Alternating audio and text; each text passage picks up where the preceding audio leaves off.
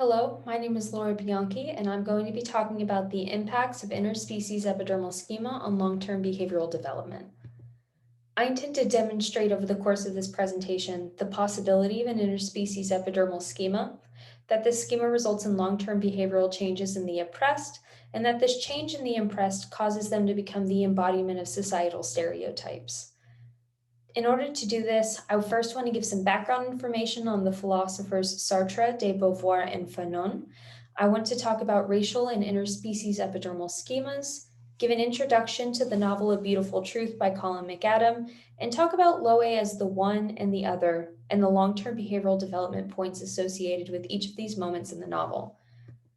Firstly, Jean-Paul Sartre developed two philosophies that were important for my project.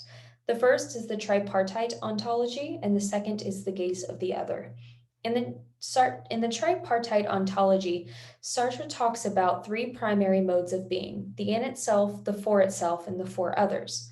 The in itself is best understood as the being of objects. It is opaque and relies on being controlled in order to function.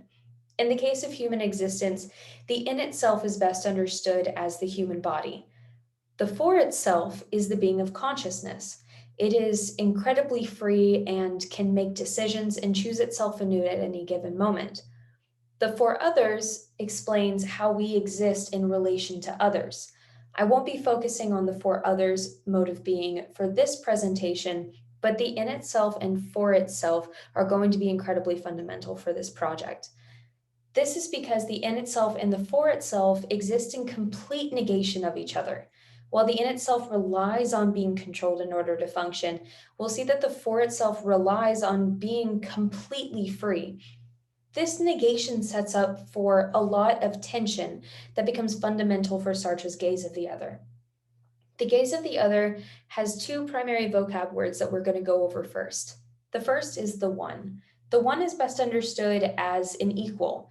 Secondarily, we have the other, who is understood as a non-equal. Sartre's gaze of the other is intended to explain what happens whenever we come into an encounter with another person. We use our for itself to cast our gaze on the other person. Now, in the event that the other person recognizes that we are capable of casting our gaze, they will cast their own gaze back. This would be reciprocity. And the event where reciprocity is occurring, both parties are established as equal ones. But if one casts their gaze out to another person and the other person does not accept that the gaze has been cast, then reciprocity is inhibited. In that case, the person who is not recognizing the gaze of the other is causing that other person to become an unequal other. We can see that this gaze of the other is fundamental for the philosophies of Simone de Beauvoir and Frantz Fanon.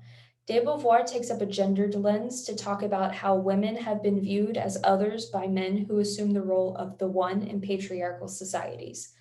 Fanon takes up a racial lens to talk about how Black individuals have been viewed as others by white individuals who assume the role of the one. Fanon also asserts a racial epidermal schema. This schema asserts that Black individuals exist as the physical embodiment of their oppression. That's because as others, they become trapped in their in itself or trapped in their Blackness. I assert that similarly, an interspecies epidermal schema also exists. This asserts that non-human animals exist as the physical embodiment of their oppression. This is because they become trapped in the body of their non-human species, in this case, their in itself. In order to demonstrate this, I want to analyze Colin McAdam's A Beautiful Truth. In this novel, Walt and Judy adopt a chimpanzee named Loe, who they intend to raise as a child immersed in human society. We see that Loe develops much as a human child would, but unfortunately, acts of violence lead Loe to travel to the Gerdish Institute, which is a genetic testing facility, and eventually to the field station where he finds some peace living amongst other primates. In the beginning of the novel, we see Loe as the one. Walt, his father, couldn't help but see him as an equal, a child perhaps, but certainly not an animal. Here we see that Loe is being viewed as an equal one by members of his human society that he's immersed in. In this case, reciprocity of the gaze exists, and as a result, Loe's initial behavioral development is very much in line with that of human children. Walt and Judy learned that the ability to lie comes naturally to everyone, and I argue that this shows that Loe's behavioral development is in line with human children, this ability to successfully lie. But why would lying be important? Well, first we have to look at what's required to lie. First, you have to have a strong understanding of normal societal behaviors. Secondarily, you have to be able to manipulate these normal behaviors for the sake of misdirecting your intended target. In the case of Loe, his lies were often potty related. So let's say that Judy goes to Loe and asks him, "Did you make it to the bathroom on time?" If Loe did not, but he chooses to lie, he would have to know what behaviors he would utilize if he had made it to the bathroom on time. He then has to manipulate those behaviors by using them at an inappropriate time or an insincere time in order to misdirect Judy and convince her that he did make it to the bathroom on time. Being capable of these two principles, being able to successfully lie, suggests that Loe has a deep understanding of complex social behaviors. If Loe's human-like behavior was the result of mirroring the behaviors of those around him, he wouldn't be able to manipulate them, and he wouldn't be able to successfully lie. However, being viewed as a one does not last forever, and Loe eventually comes to be viewed as an unequal other due to exposure to humans who have these preconceptions. These preconceptions that Loe is a poor animal, that he needs to be returned home, that he's a howling ape. These preconceptions take a toll on Loe, and as a result, we see that being viewed as an unequal other leads him to violence. One instance we see is when two workers come to Walt and Judy's house. Loe comes outside dressed in human clothing, and the workers begin laughing at him and calling him a thing. It takes Loe a moment to get over his excitement and realize they were laughing at him, but eventually he does, and he begins to beat one of the men. What's important to note is that the men were calling him a thing. This demonstrates that they were viewing him as an other, and after Loe finally realized that, he was driven to violence. It wasn't until he realized that he was being viewed as an unequal other that he turned to violence. As a result of other acts of violence like this, always associated with being viewed as an unequal other, Loe gets sent to the Gerdish Institute, which is a genetic testing facility. While he's there, despite not having any acts of violence in the beginning, we see that he's being treated as a dangerous and wild animal. As a result, he begins to embody those societal stereotypes of him being a dangerous wild animal. It leads him to even crush a man's hand with a bucket, rendering his fingers unusable for 2 weeks. This act of violence, directly correlated with this man viewing Loe as an unequal other, means that Loe is coming to embody these negative societal stereotypes that are being used to oppress him. Luckily, though, not all moments at the Gerdish Institute are negative.